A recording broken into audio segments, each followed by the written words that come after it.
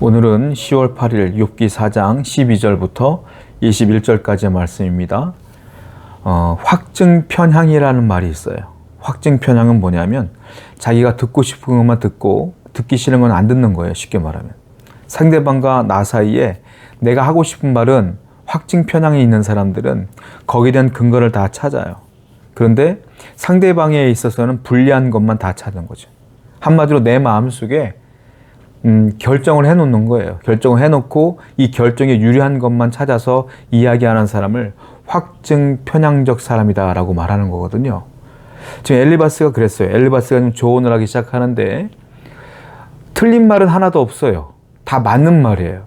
맞는 말인데 자기가 하는 말은 다 논리적으로 맞는 말인데 욥의 입장에서 볼 때는 다 나를 공격하는 말로 들려요.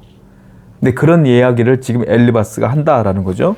먼저 12절부터 14절까지를 말씀 보면 엘리바스는 지금부터 내가 하는 말은 내 말이 아니야 라는 것들을 강조합니다.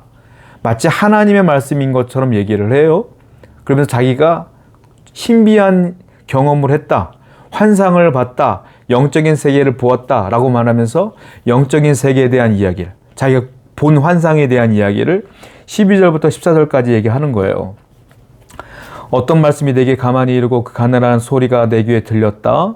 내가 환상으로 말미암아 생각이 번거로울 때에 두려움과 떨림이 내게 이르러 모든 뼈마디가 흔들릴 정도로 아주 강력한 말씀이었다는 거죠. 15절에 그때 영이 내 앞에 지나가며 내 몸이 털이 쭈뼛하였다. 그 영이 지나갔다. 하나님의 영을 말하는 것 같아요. 하나님의 영이 말하면서 내게 말씀했다 라는 거예요. 그러면서 16절에 보니까 그 영이 서 있는데 그 형상을 알아보지 못하는데도 오직 한 형상이 내 앞에 눈앞에 있었는데 그때 내가 조용한 중에 한 목소리가 들렸다 이 말이에요. 즉 이 말은 무슨 말이냐? 하나님이 내게 준 말이야. 너한테 줄 말이기도 하지 라는 거예요. 그러면서 마치 이 말은 내 말이 아니라 이 말에 권위를 부여하는 거예요. 마치 신적인 계시인 것처럼, 하나님의 말씀인 것처럼 욥에게 먼저 얘기를 해요. 그리고 지금부터 말하는 건 거부할 수 없는 하나님의 계시야. 너는 이 말을 들어야 돼. 라는 식으로 욥에게 이야기하기 시작하는 것이겠죠. 15절과 16절을 말씀 보면 아까 말씀드린 것처럼 시각과 청각으로 신비한 형상의 존재를 확실하게 느꼈음을 계속 얘기하고 있는 거예요. 중요한 게 뭐냐면 신비한 경험인 건 맞아요. 환상 중에 영이 나타났고 영이 나한테 말했고 내 몸이 쭈뼛 설 정도로 강력한 말이었고 온몸이 뼈마디가 흔들릴 정도니까 대단한 말씀인 건 맞아요.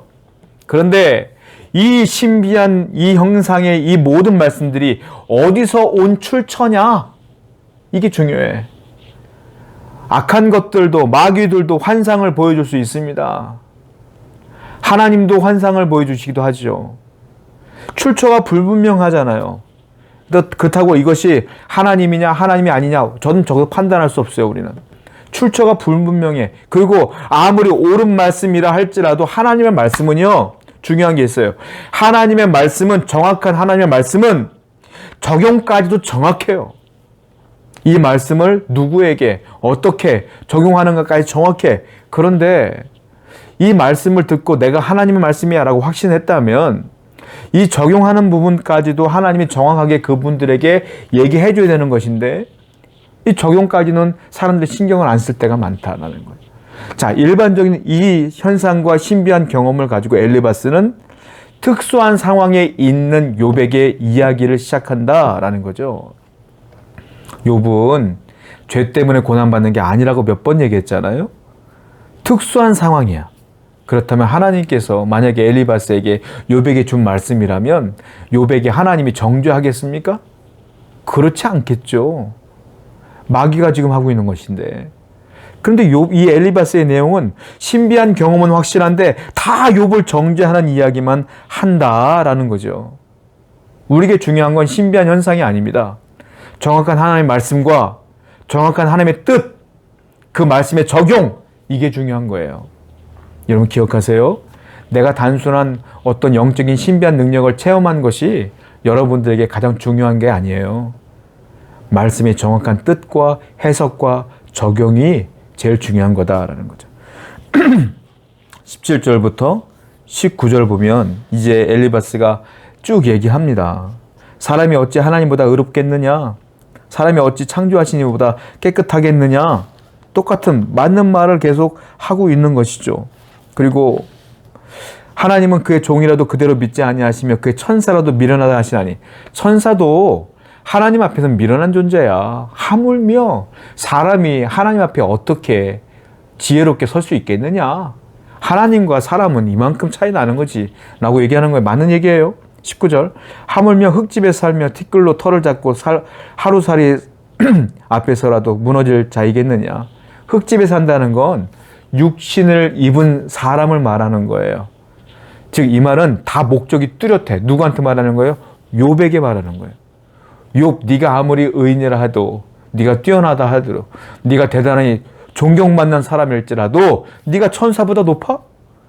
네가 하나님보다 높아? 너는 흙집에 사는 존재야. 너는 육신을 입은 사람이야. 라고 욥을 계속 훈계하고 있는 거죠. 계속 얘기하고 있는 거예요. 다 맞는 얘기예요. 원론적으로 다 맞는 얘기예요. 근데 욥의 입장에서는 하나도 공감이 안 되는 얘기고요. 욥에게는 상처가 되는 이야기고요. 이 이야기는 욥을 위로하려는 것이 아니라 욥을 공격하는 얘기잖아요. 지금 욥에게는 굉장히 큰 공격을 받아들였을 거예요. 어떻게 보면 이 모든 말씀들이 다 하나님의 뜻이 아니라 사탄의 입장을 대변해 주는 말이에요. 엘리바스가 하는 말은. 사탄이 그랬잖아요. 욥은 이기적인 사람입니다. 자기 생명 구하려고 자녀들 죽게 했고요. 물질 때문에 자기 생명 구한 거예요. 라고 이상한 원론적인 이야기를 했잖아요. 똑같은 말 하고 있는 거예요, 지금. 하나님의 입장을 대변하는 것이 아니라 환상을 봤다는 사람이 사탄의 입장을 대변하고 있는 거예요. 우린 기억해야 돼요. 그러므로 내가 무엇을 봤든지, 무엇을 경험했든지 겸손해야 돼. 누가 누구를 봤다, 뭘 봤다 하면 막 바로 그냥 부흥해 나가고 바로 막 간증 집회 나가고 하는데 겸손해야 돼요. 겸손. 끝까지 겸손. 하나님이 내게 주신 이유가 있겠지. 그 뜻을 먼저 해결하고 적용하고 또 겸손해야지. 그걸 뭐 자랑 삼아 사람들한테 얘기하고 뭐 그렇게 하고 다닙니까? 우리는 늘 겸손해야 된다. 겸손, 또 겸손해야 된다는 거죠. 20절과 21절을 보게 되니까 아침과 저녁 사이에 부스러져 가루가 되며 영원히 사라지되 기억하는 자가 없으리라. 장막줄이 그들에게서 뽑히지 아니하겠느냐? 그들은 지혜가 없이 죽느니라. 자, 사람을 어떻게 표현하냐면 장막줄이 그들에게 뽑힌다. 장막은요, 이스라엘 사람들이 이동할 때 장막을 펴놨다가 접죠. 텐트 같은 거니까. 접으면 어떻게 돼요? 쪼그라들어요. 그러니까 인생이 그렇다는 거예요.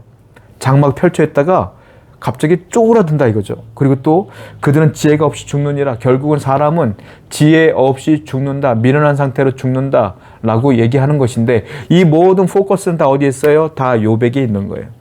욥, 네가 아무리 잘나봤자 장막같이 무너질 것이고 네가 아무리 잘나봤자 지혜 없이 죽는 자이며 네가 아무리 잘나봤자 흙집에 사는 존재뿐이 더 되겠느냐? 라는 얘기를 쭉 하는 거예요. 그러니까 너는 회개해. 너 죄가 있잖아. 인정해. 라고 하게 하는 거예요. 지금 엘리바스는 먼저 욥을 위로하려고 시작했던 이 말이 초점을 잃고 어떻게 됐느냐면 욥을 정죄하는 것으로 바뀌었어요. 욥을 정죄하는데 온 힘을 다 쏟고 있어 지금. 목표를 잃어버렸어요. 여러분, 이게요 지금 사람이 위로한답시고 얘기 시작했는데 사람은 자기 논리를 계속 주장하고 자기는 의롭다 생각하기 때문에 위로가 아니라 상처가 되는 말만 계속하게 되는 거예요. 진짜 위로는 뭡니까? 공감해주고 동정해주고 체휼해주고 함께 도닥여주는 거 아니겠습니까? 오늘도 여러분들 누군가를 판단하거나 내가 어떤 신비한 능력을 경험하거나 신비한 것을 봤다 할지라도 영적으로 우월감에 휩싸여 있으면 안 됩니다. 절대로. 우리는 늘 교만해지고 오만해질 수가 있기 때문에 하나님께 늘 겸손해지고 그리고 어려움을 당하는 분들이 있다면 그걸 판단하려고 하지 마세요. 그냥 그 자리에서 왜 힘들어? 하고 안아주십시오. 그게 다예요. 하나님께서 그들을 직접 위로해 주실 거예요. 우리는 말로써 그들을 원론적인 얘기로서 그들을 설득시키려고 하지 마시고 위로해 주는 귀한 백성이 되어야 돼요. 사람이 사람 말을 듣고 설득당하지 않습니다. 사람은 하나님의 말씀을 듣고 설득당하는 겁니다. 설득하려고 하지 마세요. 위로해 주시고 지켜봐 주시고 기도해 주시는 귀한 백성 되기를 원합니다. 오늘도 우리 모두가 그런 삶을 살기를 축원드립니다. 기도하겠습니다.